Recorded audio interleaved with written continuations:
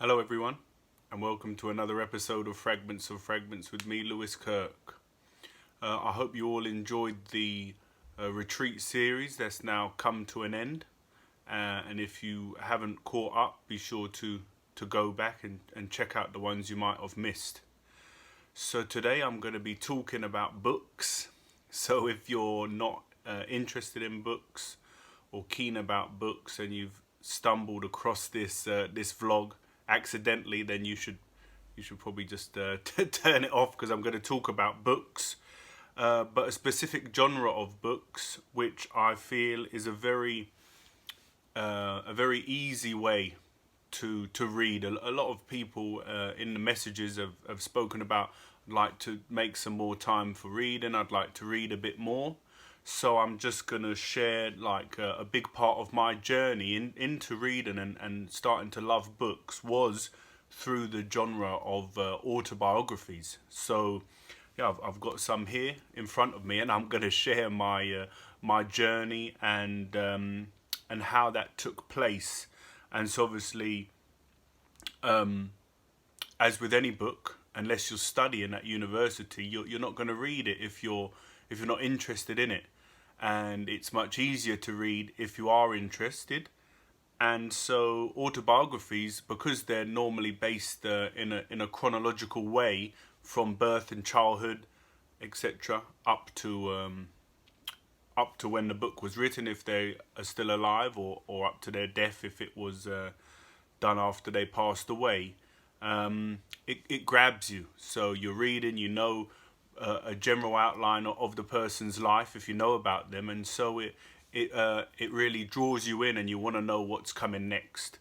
And so for me, I didn't really start reading until much later in my life, when I was enjoying golf. I was playing a lot of golf. If you know me well, you know there was a big part of my life where it was pretty much all I did was play golf. I was obsessed. And so I thought, who's the most famous golfer, so that I can learn more about golf, and by doing so, learn more about life.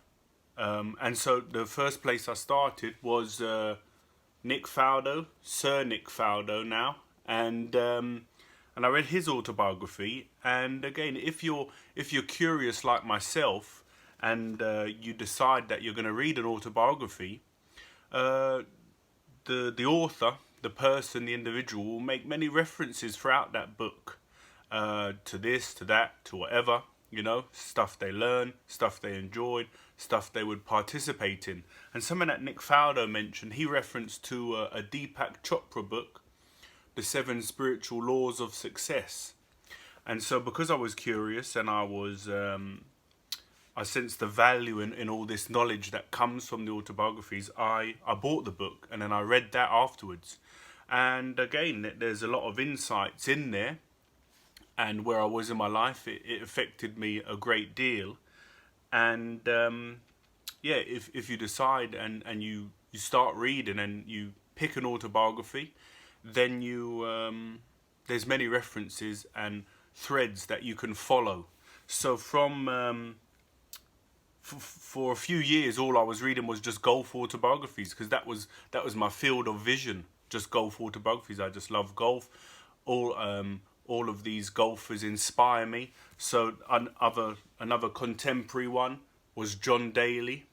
Again, he was very troubled, had a troubled upbringing, struggled a lot with obesity and alcoholism. So it's a different story. Obviously, it's a different life, it's a different story, different journey. But again, it's it doesn't matter whatever book it is that you read, or whatever biography it is that you read. You're going to get a hell of a lot out of it, learning about that individual's life, but also life in general. John Daly learned a lot of life lessons, and so by reading his book, I could learn from his lessons that he had received, that life had taught him. And so after I'd read a lot more, there's a few more contemporary golfers' biographies that I read, but then I started getting a bit more interested in the history of the game, and the older golfers from the previous generations, and obviously the one that we all know best, the greatest golfer to have played the game, and is looking to stay that way unless Tiger Woods can get his act together and win a few more majors. It's Jack Nicklaus. Now this is just a brilliant book, although it's an autobiography, of course, but that one it really does stand out for me, as well as this one, Ben Hogan, another amazing golfer, and also an amazing life. So these two, Ben Hogan and Jack Nicklaus, they taught me a lot about like life as it was in the like the 1950s and 60s when they were growing up, and again, how America was years ago, way before I was born. So as well as learning about their lives, I got an insight into the culture of America in the older times that I don't know about nowadays. And then even further back from that is these two, Sir Walter Hagen and Bobby Jones. And Bobby Jones is the man who founded, with some friends of his, he founded Augusta National Golf Club. And so he's like the forefather of the game. Bobby Jones, he never turned professional. He was an amateur. He was a lawyer. And so all the time he was winning golf tournaments, he was also a lawyer. So that's a very interesting and inspirational life. And so I'd read all my golf biographies and almost exhausted. There was no one else. I read a few others, Tony Jacklin and Colin Montgomery, but Colin Montgomery's particularly, it was boring, to be honest with you. You know, it didn't grab me. Like I'd read Hogan, I'd read Nicklaus, I'd read Faldo, and Montgomery's was like it didn't grab me. So I read 3 or 4 or 5 chapters, and I was like, this isn't grabbing me. So I put it down and I left that. And then talking to a few friends at the golf club who were a bit older than me, and one day they were talking about the Times 100 best books, and they were all listing out, oh yeah, I've read that one, I've read this one's amazing, oh yeah, what about that? And I'm there like, oh no, I just like my golf books. And so from there they recommended a few non-biographical, non-golf books, and because I was hungry at the time, I was reading a lot. Like that, I was either golfing or reading, and so I read a lot of their recommendations, and then I enjoyed the biographical genre so much that I started reading like non-golfers' biographies. So here's Ranulph Fiennes. Again, he's an explorer, an adventurer. There's one part of the book where he's off exploring in the cold climates and temperatures, and he gets frostbite on his hand, and he goes to the doctor, and the doctor says that he has to wait for it to heal up before they can do anything with it. And he said he was in terrible pain when he kept knocking the stump. It was causing him terrible pain, so he went into his garage and got the hacksaw and just chopped it off himself. So that's not something that you'd hear about from your mates or people that you know. But again, that's a story that I learned from Ranulph Fiennes. Another great one, Albert Einstein. And this author, Walter Isaacson, he has several great autobiographies. So obviously we all know who Albert Einstein is, but by reading the book, you learn about some of the troubles, some of the issues that he had in his life, some of the obstacles that he had to overcome. And one that I've just read recently, which is also by Walter Isaacson, the biographer, and it's amazing. It's Steve Jobs. So you'll know who Steve Jobs is, and if you've got an iPhone or a MacBook or an iMac, then you definitely know who he is. And yeah, amazing. Highly recommend Steve Jobs, because obviously he's a contemporary man. He created arguably the biggest tech company, and is just a really great story. And so later on in my life, a few friends of mine were interested in more like spiritual matters, esoteric matters, and I spoke in the Fragments of Fragments video about Gurdjieff and how he impacted my life. So I'm just gonna now. I realised that I'm rabbit on as I often do. So I'm gonna try and just get through these last ones as quickly as I can. More contemporary and spiritual autobiographies, but again amazing and touching.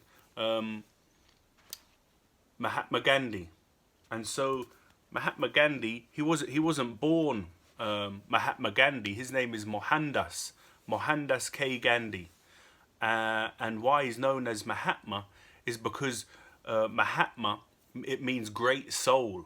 So as he continued to reform India and really give better lives to Indians, and by doing that improve the world, all is the people that loved him and followed him, they bestowed the epithet Mahatma. And so I suppose a lot of these ones that I'm going to share with you now, you can say they're all Mahatmas, they're all great souls because they did amazing things in their life. Nelson Mandela, another brilliant book. What he did for the South African people and apartheid, again, is just an amazing book, gripping, and you'll learn a lot about life in general and about Nelson Mandela's life. One of my favourites, the Dalai Lama's, the official one, Freedom in Exile. Again, brilliant. We all know who the Dalai Lama is, and when you learn about his life, he was very young, became the Dalai Lama, the leader of Tibet, and he's about 13 years old, and China want to come and they want to take Tibet. They want to they want it for themselves. So it's a very moving, touching biography, that one. And there's a lot of Buddhist philosophy and Buddhist ideas, and obviously he's a Buddhist, so his outlook is very different from a Western outlook. Along those lines as well, Buddhist lines, Milarepa. Again, this is another fascinating book. Maybe not for everyone, but he's a cave yogi. He learns certain tantric meditation practices, and he goes off into the mountains, finds a cave, and just stays in his cave for his whole life, building these attainments and practices. Like I say, maybe if you're interested, post in the comments about these books, and maybe I can share a few stories from them if you're interested and don't have the time to buy and start reading these books. Maybe I'll share a few of my favourite stories from them. Another one which relates to Steve Jobs also is another classic, amazing book, Autobiography of a Yogi. And what I learned, and it's a popular story anyway, from Steve Jobs' book, when he released the iPad, when he released the iPod, the question was, what's on your iPod? You can learn a lot about someone from the songs and audio books that they would have on their iPod. And it was the same again when the iPad was released. It was like, what have you got on what have you put on your iPad to take a long flight, or what's on your iPad to go on holiday? And the only book that Steve Jobs had on his iPad was Autobiography of a Yogi, and he would read it religiously once a year. So that just shows, again, you might not know, but if you read Steve Jobs' autobiography, he spent 7-8 months in India, and he was affected by the counterculture of America. He took a lot of LSD trips, which broadened his outlook, if you like, and opened his mind. And you don't know these things unless you look deeper and you look under the surface, which is what an autobiography will do. The last one I'm going to share is maybe a strange one for you, that I've decided to close on this one, but it's the life of Pythagoras. And so we all know Pythagoras from maths class at school, and his Pythagoras' theorem, a squared plus b squared equals c squared, regarding the hypotenuse of a triangle. But what they don't teach us in maths class is what an amazing being this Pythagoras was. While I'm here, I'm going to get it out. There's also the golden verses of Pythagoras, as well as his theorem. He left. There's a lot of argument about whether it's his writings or not. But I mean, all the books that I've got on it, they say the golden verses of Pythagoras, and if people want to argue that it wasn't him writing it, well, they can carry on. But again, unless you look under the surface, it's not something that you would just be aware of. It's not common knowledge. So I'm going to wrap it up. And again, I'm passionate about my books, as you know, and to read an autobiography, it's a great way to start reading. You know, obviously you might not like these guys. If there's someone that you admire, someone that you look up to, who's inspired you in your life, you know, go on Amazon or eBay and you probably pick them up pretty cheaply. You can even maybe pick up a PDF, a digital copy. But the message that I want to get out is how valuable reading a book is, and how valuable reading an autobiography is, in the sense of learning about the individual's life who you're reading about, but also the life lessons that come from that. So if you enjoyed this episode about books, I could keep going and going, but yes, nearly 18 minutes, and I know attention spans can be short. So if you've made it this far, well done. And get yourself an autobiography and learn some life lessons from it, and let me know. Comment in the comment section on YouTube or on Facebook if you find it on Facebook, and let me know what one you decided to go with. If it's one that I mentioned and it grabbed your attention, or if it's someone that you admire and that you've wanted to read about their lives for a long time, then let me know. Alright, thanks for watching. I'll see you next time. Take care. Bye.